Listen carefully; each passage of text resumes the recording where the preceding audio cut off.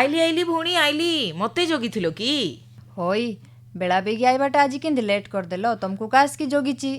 Hattie मुई टिके town बाटे बाहर जाइथिली हो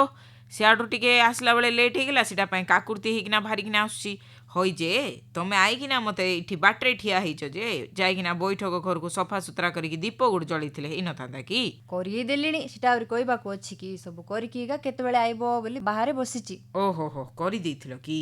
हौ चलो हेले जीवा चलो भितर को जाइकिना कथावार्ता हबा बैठक घर को आरंभ करिवा जीवा हेले तमे जाउचो जे मते पचारलोनी कुआडे मुई टाउन बाटे जाइथिली बोलकी होई पचार थांती का टाउन बाटे की पई और कुआडे जाइथिलो एबे तो वर्षा दिन आउछि होई वर्षा दिन पाई कौन कौन लगेबी कौन लगेबी नहीं सीटा माने सबू जानला परे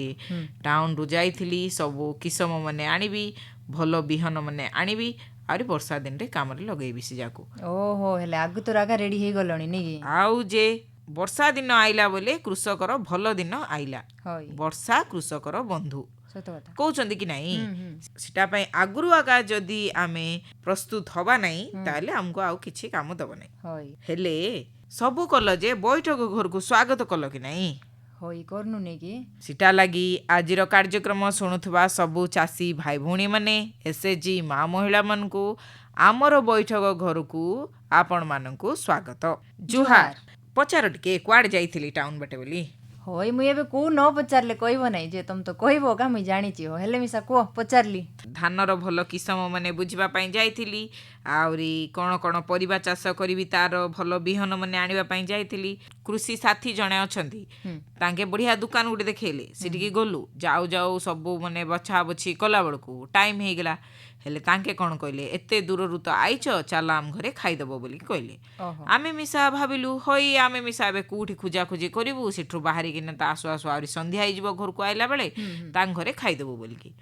हेले तां घरे खाइली तो खाइ सारला परे टिके छात बटे चालो बोइले ओहो हेले सिटी कोन हेइछि जानचो कि नहीं तांकर छात को देखि किना छान्या हे पड़लियो कोन देख देलो जे छात उपरे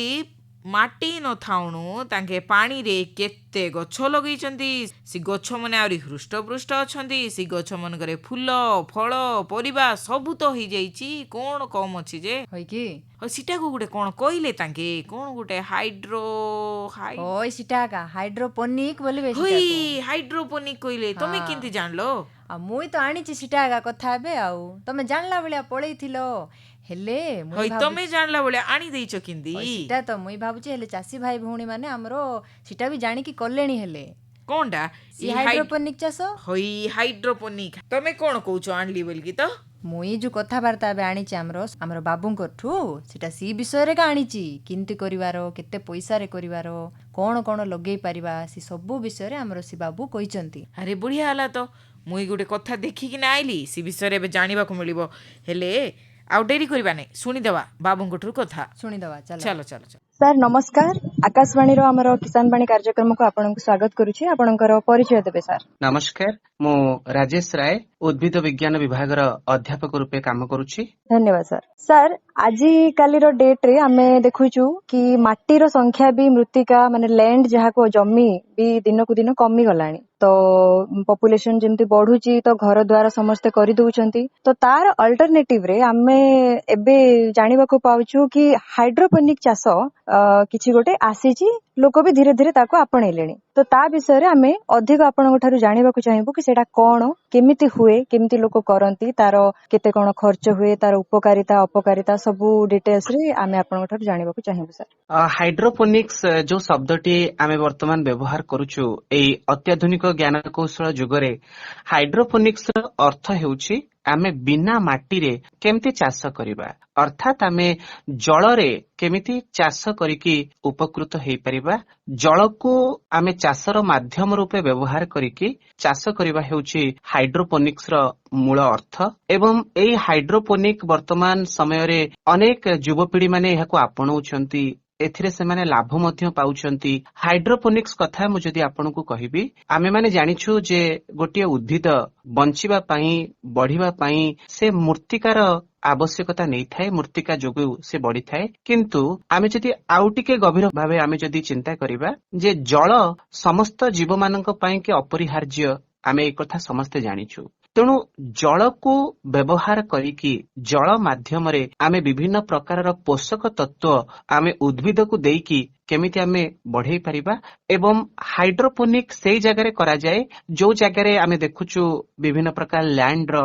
ଡେଫିସିଏନ୍ସି ରହିଥାଏ, ଯୋଉ ଜାଗାରେ ଚାଷ ଜମିର ଅଭାବ ଥାଏ। ବିଶେଷ କରିକି ସହରାଞ୍ଚଳ ବ୍ୟକ୍ତିମାନେ ଏଇ ଚାଷ କରୁଛନ୍ତି। ଏଇ ଚାଷ କରିବା ପାଇଁ ଖୁବ କମ ଜାଗାରେ ଆମେ ମାନେ ହାଇଡ୍ରୋପୋନିକ ଚାଷ କରିପାରିବା। କମ ସ୍ଥାନରେ ହାଇଡ୍ରୋପୋନିକ କରିକି ଲୋକମାନେ ଅନେକ ଲାଭବାନ ମଧ୍ୟ ପାଉଛନ୍ତି। ବିଶେଷ କରିକି ସବୁଜ ଗୃହ, ଆମେ ମାନେ ଜାଣିଛୁ ସବୁଜ ଗୃହରେ ମଧ୍ୟ ଲୋକମାନେ ଚାଷ କରୁଛନ୍ତି, ଯୋଉମାନେ ସହରାଞ୍ଚଳରେ ବସବାସ କରୁଛନ୍ତି ଏବଂ ଛୋଟ ଘରେ ମଧ୍ୟ ଆମେ ହାଇଡ୍ରୋପୋନିକ ଚାଷ କରିପାରିବା। ଯେହେତୁ ଆମେ ବିନା ମାଟିରେ ଚାଷ କରୁଛୁ, ଆମେ ମାନେ ଜଳରେ ଚାଷ କରିବା, କିନ୍ତୁ ଏହାର ମଧ୍ୟ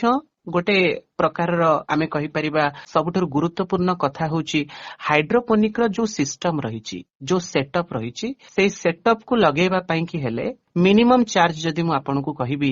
20,000, ମିନିମମ୍ 20,000ରୁ ମ୍ୟାକ୍ସିମମ୍ ଲକ୍ଷେ ଉର୍ଦ୍ଧ୍ୱ ମଧ୍ୟ ଲୋକମାନେ ସେଇ ଚାଷ କରୁଛନ୍ତି। ଏହା ନିର୍ଭର କରେ ଯେ ଆପଣ ସିଷ୍ଟମଟାକୁ ଆପଣ କେତେ ମାନେ ଅଧିକ କରିବାକୁ ଚାହୁଁଛନ୍ତି। ଗୋଟେ ହଉଛି ସ୍ମଲ ସିଷ୍ଟମ, ଗୋଟେ ମିଡିୟମ ସାଇଜ ସିଷ୍ଟମ, ଆଉ ଗୋଟେ ହଉଛି ଲାର୍ଜ ସିଷ୍ଟମ। ତେଣୁ କେତେ ପରିଧି ଭିତରେ ଆପଣ ଚାଷ କରିବାକୁ ଚାହୁଁଛନ୍ତି ତାହା ହେଉଛି ସବୁଠାରୁ ଗୁରୁତ୍ୱପୂର୍ଣ୍ଣ କଥା। ଆପଣଙ୍କର ଚାଷର ପରିଧିକୁ ନେଇକରି ଆପଣଙ୍କର କଷ୍ଟ ମଧ୍ୟ ଭ୍ୟାରି କରିଥାଏ ଏବଂ ଆମେ ଯଦି ଦେଖିବା ଆର ଅନେକ ବେନିଫିଟ ମଧ୍ୟ ରହିଛି। ଯେମିତିକି ଆପଣ ଯଦି ହାଇଡ୍ରୋପୋନିକରେ ଚାଷ କରିବେ, ହାଇଡ୍ରୋପୋନିକରେ ଚାଷ କରିବା ଦ୍ୱାରା ଆପଣମାନଙ୍କୁ ଅଧିକ ଖର୍ଚ୍ଚ କରିବାକୁ ପଡିବ ନାହିଁ, ଯାହା ମିନିମମ୍ ସେଟଅପରେ ଆପଣଙ୍କୁ ଯେତିକି ଖର୍ଚ୍ଚାନ୍ତ ହେବାକୁ ପଡିବ। ପରେ ପରେ ଆପଣ ଯଦି ସେଇ ୱାଟରରେ ବା ସେଇ ଜଳରେ ଯଦି ବିଭିନ୍ନ ପ୍ରକାର ପୋଷକ ତତ୍ତ୍ୱକୁ ଆପଣ ବ୍ୟବହାର କରିବେ, ତେବେ ସେଇ ପୋଷକ ତତ୍ତ୍ୱ ଲଙ୍ଗ ଟାଇମ ପର୍ଯ୍ୟନ୍ତ ସେଇ ୱାଟରରେ ରହିବ। ଆମେ ସାଧାରଣ ଦେଖୁ ଯୋଉ ଚାଷୀ ଭାଇ ମାନେ ସେମାନେ ଚାଷ କରୁଛନ୍ତି, ବିଭିନ୍ନ ସମୟରେ ସାର ସେମାନେ ଦିଅନ୍ତି, ଚାଷର ଯତ୍ନ ନିଅନ୍ତି, ତେଣୁ ଅନେକ ସେମାନଙ୍କୁ ଲେବର କରିବାକୁ ପଡେ। କିନ୍ତୁ ହାଇଡ୍ରୋପୋନିକ ଗୋଟେ ଏହିପରି ଚାଷ ଯୋଉ ଚାଷ କଲେ ଆମେ ମାନେ ଖୁବ କମ ଆମେ ଲେବରରେ ଅଧିକରୁ ଅଧିକ ବେନିଫିଟ ଆମେ ପାଇପାରିବା। ଏହା ହେଉଛି ହାଇଡ୍ରୋପୋନିକର ଗୋଟେ ବିଶେଷତ୍ୱ। ତେଣୁ ଅନେକ ଯୁବପିଢି ଏହାକୁ ଆପଣାଉଛନ୍ତି। ତେବେ ସାର୍ ଆମେ ଜାଣିବାକୁ ଚାହିଁବୁ କି ଏଇ ଚାଷ ଦ୍ୱାରା କଣ କଣ ଆମେ ଚାଷ କରିପାରିବା? ମାନେ ଜେନେରାଲି ସବୁ କିଛି ଆମେ ଚାଷ କରିପାରିବା ଯେମିତି ମାଟିରେ କରୁଛୁ, ନା ସେମିତି କିଛି ସ୍ପେଶାଲ ଅଛି କି ସେଇଟା ହିଁ କରିହବ? ଏହା ଗୋଟେ ବହୁତ ଭଲ ପ୍ରଶ୍ନ। ଆମେ ମାନେ ସେଇ ଚାଷ କରିପାରିବା ବିଶେଷ କରିକି ଲତା ଜାତୀୟ ଗଛ, ଲତା ଜାତୀୟ ପନିପରିବା, ଯେମିତିକି ଆପଣ କାକୁଡି କଥା କୁହନ୍ତୁ, ଆପଣ କଲରା କଥା କୁହନ୍ତୁ, ଆପଣ ଯଦି ଗୁଳ୍ମ ଜାତୀୟ ଗଛ କଥା ଯଦି ମୁଁ ଆପଣଙ୍କୁ କହିବି, ଆପଣ ବାଇଗଣ କଥା କୁହନ୍ତୁ, ଭେଣ୍ଡି କଥା କୁହନ୍ତୁ, ଟମାଟୋ କଥା କୁହନ୍ତୁ, ଏଇ ସବୁ ଚାଷ ଆମେ କରିପାରିବା। ବିଶେଷ କରିକି ଲତା ଜାତୀୟ ଗଛ ଏବଂ ଗୁଳ୍ମ ଜାତୀୟ ଗଛ, କାରଣ ହାଇଡ୍ରୋପୋନିକର ଯୋଉ ସିଷ୍ଟମ ରହିଛି, ମୁଁ ଆପଣଙ୍କୁ ସେଇ ସିଷ୍ଟମ ସମ୍ପର୍କରେ ଯଦି କହିବି, ହାଇଡ୍ରୋପୋନିକ ସିଷ୍ଟମରେ ଗୋଟେ ପମ୍ପ ବ୍ୟବହାର କରାଯାଏ, ଗୋଟେ ପାଇପ ପମ୍ପ ଏବଂ ଏୟାର ପମ୍ପ ଯାହାକୁ ଆମେ କହୁ। କାରଣ ଉଦ୍ଭିଦଟେ ବଞ୍ଚିବା ପାଇଁ ହେଲେ ତାକୁ ସଫିସିଏଣ୍ଟ ଅମ୍ଳଜାନ ଦରକାର, ଜଳ ଦରକାର, ଲାଇଟ ଦରକାର। ଏଇ ସବୁ ଜିନିଷ ଯେମିତି ଉଦ୍ଭିଦଟେ ପାଇପାରିବ ଏବଂ ସେଥିପାଇଁ କି ଯୋଉ ସେଟଅପ୍ କରାଯାଇଛି, ସଠିକ ପରିମାଣର ଯେମିତି ଆର୍ଦ୍ରତା ଗଛକୁ ମିଳିପାରୁଥିବ, ସଠିକ ପରିମାଣର ତାପମାତ୍ରା ଯେମିତି ଗଛକୁ ମିଳିପାରୁଥିବ। ତେଣୁ ହାଇଡ୍ରୋପୋନିକର ଗୋଟେ ସ୍ୱତନ୍ତ୍ର ସିଷ୍ଟମ ରହିଛି। ସେଇ ସିଷ୍ଟମରେ ଆମେ ଯଦି ଦେଖିବା ପାଇପ ରହିଛି ଏବଂ ପାଇପ ସହିତ ଯୋଉଟାକୁ ଆମେ ପିଭିସି ପାଇପ ମଧ୍ୟ କହୁଛୁ, ପିଭିସି ପାଇପ ଦ୍ୱାରା ଯେମିତି ଆମେ ଜଳ ଆମେ ଯେମିତି ବ୍ୟବହାର କରୁଛୁ, ଜଳ ଯେମିତି ଯିବା ଆସିବା କରୁଛି, ଜଳ ନିଷ୍କାସନ କରୁଛୁ, ପିଭିସି ପାଇପ ଦ୍ୱାରା ମଧ୍ୟ ସିଷ୍ଟମଟି ମଧ୍ୟ କରାଯାଇଛି। କିନ୍ତୁ ଏହାର ସ୍ୱତନ୍ତ୍ର ସିଷ୍ଟମ ଅଛି, ପମ୍ପ ଅଛି, ଟ୍ୟୁବିଂ ଅଛି, ତା ସହିତ ମଧ୍ୟ ବିଭିନ୍ନ ପ୍ରକାରର ମାନେ ହ୍ୟୁମିଡିଫାୟର୍ସ ମଧ୍ୟ ରହିଛି, ହିଟର୍ସ ରହିଛି। ଆପଣ ଯେଉଁପରି ଭାବରେ ସିଷ୍ଟମଟାକୁ ଲଗେଇବାକୁ ଚାହୁଁଛନ୍ତି, ଯେତେ ଉନ୍ନତ ଧରଣର ସିଷ୍ଟମ ଆପଣ ଲଗେଇବେ ସେତେ ଅଧିକରୁ ଅଧିକ ବେନିଫିଟ ଆପଣ ପାଇବେ। ଯେହେତୁ ମୁଁ ଆପଣଙ୍କୁ କହୁଛି ଯେ ଆମେ ଜଳ ମାଧ୍ୟମରେ ଚାଷ କରିବା, ଆପଣ ଜାଣିଛନ୍ତି ଯଦି ଆମେ ବଡ ବଡ ଉଦ୍ଭିଦ ମାନଙ୍କୁ ଦେଖିବା, ବଡ ବଡ ଉଦ୍ଭିଦ ମାନେ ସେମାନେ ମାଟି ଉପରେ ଭଲ ଭାବରେ ମାଟିକୁ ଆଙ୍କରେଜ କରିକି ଧରିବା ପାଇଁ କି ତାଙ୍କ ରୁଟ ମାଟିକୁ ଜାବୁଡି ଧରିବା, ମାଟିରୁ ଜଳ ଶୋଷଣ କରିବା, ଏଇ ସବୁ କାର୍ଯ୍ୟରେ ମାଟି ମୁଖ୍ୟତଃ ଗୋଟେ ମାନେ ମୁଖ୍ୟ ଅଙ୍ଗ ଭାବରେ କାର୍ଯ୍ୟ କରିଥାଏ। କିନ୍ତୁ ଯଦି ଆମେ ଜଳ କଥା ଦେଖିବା, ଜଳରେ ଆମେ ସେଇ ଉଦ୍ଭିଦ ମାନଙ୍କୁ ଚାଷ କରିପାରିବା ଯୋଉମାନେ ସାଧାରଣତଃ ଆମେ କହିପାରିବା ଜଳରେ ସେମାନେ ସେମାନଙ୍କର ମାନେ ରୁଟ୍, ସେମାନଙ୍କ ଷ୍ଟେମ୍, ଯାହାକୁ ଆମେ ଚେର କାଣ୍ଡ କହୁଛୁ, ଯାହାକି କ୍ଷତିଗ୍ରସ୍ତ ହେଉନଥିବ। ଯେଉଁ ଗଛ ମାନଙ୍କର ମାଟିର ଏତେ ଆବଶ୍ୟକତା ସେମାନଙ୍କ ପାଇଁ ନଥିବ, ସେମାନେ ଜଳରେ ମଧ୍ୟ ବଢିପାରିବେ, ସେଇ ଉଦ୍ଭିଦ ମାନଙ୍କୁ ନେଇକି ଆମେ ଚାଷ କରିପାରିବା। ବିଶେଷ କରିକି ଲତା ଜାତୀୟ ଏବଂ ଗୁଳ୍ମ ଜାତୀୟ ଗଛକୁ ନେଇକି ଆମେ ଚାଷ କରିପାରିବା। ସବୁଠାରୁ ଏବେ ଖୁସିର କଥା ହଉଛି ଆଉ ଗୋଟିଏ ପାଦ ଆଗକୁ ଯାଇକି ଏବେ ବୈଜ୍ଞାନିକ ମାନେ ଧୀରେ ଧୀରେ ଧୀରେ ଧୀରେ ଗୁଳ୍ମ ଜାତୀୟ ଗଛ, ଯୋଉମାନେ ଟିକେ ଆଡଭାନ୍ସ ଗୁଳ୍ମ ଜାତୀୟ ଗଛ, ଯେମିତିକି ମୁଁ ଆପଣଙ୍କୁ ଯଦି କହିବି, ଲୋକମାନେ ବର୍ତ୍ତମାନ ସମୟରେ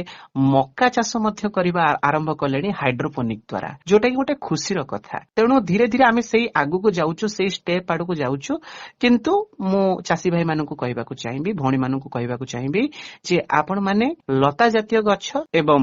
ଗୁଳ୍ମ ଜାତୀୟ ଗଛ ହାଇଡ୍ରୋପୋନିକ ଦ୍ୱାରା ଆପଣ ଚାଷ କରିପାରିବେ। ଏଥିରେ ବି ଆମେ ଯୋଉ ସାର ପ୍ରୟୋଗ କରୁଛୁ, ସାରର ବି ଦରକାର ଅଛି କି ନା କେବଳ ପାଣିରେ ଆମେ କରିପାରିବା? ଏଇଟା ଗୋଟେ ବହୁତ ଭଲ ପ୍ରଶ୍ନ ଯେ ଆମେ ମାନେ ହାଇଡ୍ରୋପୋନିକ କଥା ଯଦି ଦେଖିବା, ହାଇଡ୍ରୋପୋନିକ ପାଇଁ କି ସ୍ୱତନ୍ତ୍ର ପୋଷକ ତତ୍ତ୍ୱ ବିକ୍ରି ହେଉଛି ବଜାରରେ। ମୁଁ ଆପଣଙ୍କୁ କହି ରଖିବା ପାଇଁ ଚାହିଁବି, ଗୋଟେ ଉଦ୍ଭିଦ ବୃଦ୍ଧି ପାଇବା ପାଇଁ କି ଯାହା ଯାହା ଦରକାର, ଯଦି ଆମେ ଯବକ୍ଷାରଜାନ କଥା କହିବା, phosphorus, potassium, calcium, magnesium, sulphur ଏବଂ ଆଇରନ୍, ମାଙ୍ଗାନିଜ, ବୋରନ୍, ଜିଙ୍କ, କପର, ଏଇ ସବୁ ଜିନିଷ ଗଛ ପାଇଁକି ନିହାତି ଦରକାର। ତେଣୁ ସ୍ୱତନ୍ତ୍ର ନ୍ୟୁଟ୍ରିଏଣ୍ଟ ବା ପୋଷକ ତତ୍ତ୍ୱ ବର୍ତ୍ତମାନ ବଜାରରେ ଉପଲବ୍ଧ ରହିଛି। ଯେମିତି ଆମେ ପାଣିରେ ପାଉଡର ଗୋଳେଇକି ସିଞ୍ଚନ କରୁଛୁ ଆମ ଉଦ୍ଭିଦ ଉପରେ, ତେଣୁ ସେଇଭଳି ଭାବରେ ସେଇ ଜଳ, ଯୋଉ ଜଳରେ ଆମେ ଚାଷ କରିବା, ଯୋଉ ପାଇପରେ ଆମେ ଉଦ୍ଭିଦ ମାନଙ୍କୁ ଲଗେଇବା, ଆପଣଙ୍କୁ କହିବାକୁ ଚାହିଁବି ସ୍ୱତନ୍ତ୍ର ହୋଲ ମଧ୍ୟ ରହିଥିବ ସେ ପାଇପରେ। ଯୋଉ ପାଇପରେ ଆପଣ ହାଇଡ୍ରୋପୋନିକ ଚାଷ କରିବେ, ସେ ପାଇପରେ ହୋଲ ଥିବ, ସେଇ ହୋଲରେ ଆପଣ ଉଦ୍ଭିଦ ମାନଙ୍କର ଚାରାକୁ ଆଣିକି ଲଗେଇ ପାରିବେ। ସେଇ ଚାରାରେ ଯେତେବେଳେ ପାଣି ବହିବା ଦ୍ୱାରା ସେ ଉଦ୍ଭିଦର ଚେରର ସଂସ୍ପର୍ଶରେ ସେ ପାଣି ଆସୁଥିବ ଏବଂ ଆମେ ସେଇ ଜଳ ଦ୍ୱାରା ଉଦ୍ଭିଦକୁ ନ୍ୟୁଟ୍ରିଏଣ୍ଟ ଦବା, ଅର୍ଥାତ୍ ଆମେ ତାଙ୍କୁ ନ୍ୟୁଟ୍ରିଏଣ୍ଟ ଯୋଗେଇବା। ତେଣୁ ସେଇ ନ୍ୟୁଟ୍ରିଏଣ୍ଟ ବଜାରରେ ବିକ୍ରି ହେଉଛି, ପ୍ୟାକେଟ ମାଧ୍ୟମରେ, ପାଉଡର ମାଧ୍ୟମରେ ବିକ୍ରି ହେଉଛି ଏବଂ ଯାହାର କଷ୍ଟ ମଧ୍ୟ ବହୁତ କମ ରହିଛି। ଏବଂ ଧୀରେ ଧୀରେ ଯେହେତୁ ଲୋକମାନେ ସେଇ ହାଇଡ୍ରୋପୋନିକ ଆଡୁ ଗତି କରୁଛନ୍ତି, ତେଣୁ ସେଇ ପୋଷକ ତତ୍ତ୍ୱ ଗୁଡିକକୁ ପ୍ୟାକେଟ ଆକାରରେ କିଣିକି ଆଣିକି ସେଇ ଜଳରେ ମିଶେଇକିରି ରେଗୁଲାର ବେସିସରେ ଆମେ ଉଦ୍ଭିଦ ମାନଙ୍କୁ ଦବାକୁ ପଡିବ। କିନ୍ତୁ ଆଉ ଗୋଟେ ବେନିଫିଟର କଥା ହଉଛି, ଆମେ ଯଦି ଥରେ ସେଇ ନ୍ୟୁଟ୍ରିଏଣ୍ଟକୁ ଆମେ ଜଳରେ ଦବା, ଅଧିକ ଦିନ ପର୍ଯ୍ୟନ୍ତ ସେ ଜଳରେ ରହିବ। କିନ୍ତୁ ଆମକୁ ଏହାର ଯତ୍ନ ନେବାକୁ ପଡିବ, ଏହା ଯେ ଜଳର ରୋଟେସନ କରିବାକୁ ପଡିବ। ସେଥିପାଇଁ କି ମଧ୍ୟ ସ୍ୱତନ୍ତ୍ର ପମ୍ପିଂ ସିଷ୍ଟମ ରହିଛି ହାଇଡ୍ରୋପୋନିକ୍ସରେ, ଯାହା ଦ୍ୱାରା ଜଳ ଅତିବାହିତ ହେଉଥିବ। ଅତିବାହିତ ହେବା ଦ୍ୱାରା ସେଇ ନ୍ୟୁଟ୍ରିଏଣ୍ଟ ପ୍ରଚୁର ପରିମାଣର ଗଛକୁ ମିଳୁଥିବ। ତେଣୁ ଗୋଟେ ରେଗୁଲାର ବେସିସରେ ଗଛ ମାନଙ୍କୁ ଆମେ ବା ଉଦ୍ଭିଦ ମାନଙ୍କୁ ଆମେ ନ୍ୟୁଟ୍ରିଏଣ୍ଟ ଦବାକୁ ପଡିବ। ସେଇ ନ୍ୟୁଟ୍ରିଏଣ୍ଟ ବଜାରରେ ଉପଲବ୍ଧ ରହିଛି, କିଣିକି ଆଣିକି ଆମେ ବ୍ୟବହାର କରିପାରିବା। ସାର୍ ଧନ୍ୟବାଦ, ଆପଣ ଏଇ ଚାଷ ବିଷୟରେ ଆମର ଚାଷୀ ଭାଇ ଭଉଣୀ ମାନଙ୍କୁ କହିଲେ, ନିଜର ମତ ରଖିଲେ। ଆଉ ଦିନକୁ ଦିନ ଏଇ ଚାଷ ଯେହେତୁ ମାଟିର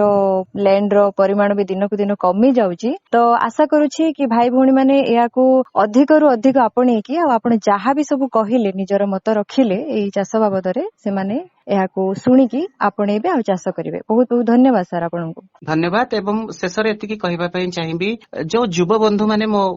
କଥା ଯୋଉମାନେ ଶୁଣୁଛନ୍ତି, ଯୋଉମାନେ ଭାବୁଛନ୍ତି ଯେ